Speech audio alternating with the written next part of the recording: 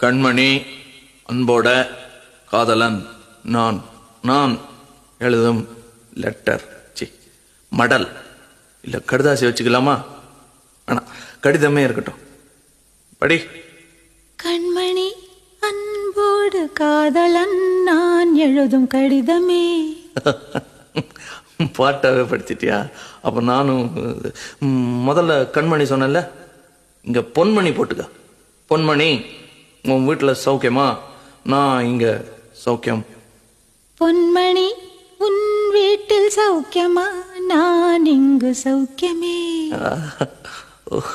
உன்னை நினச்சி பார்க்கும்போது கவிதை மனசில் அருவி மாதிரி கொட்டுது.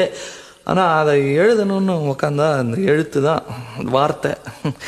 உன்னை எண்ணி பார்க்கையில் கவிதை கொட்டுது, அதான் அதை எழுத நினைக்கையில் வார்த்தை முட்டுது.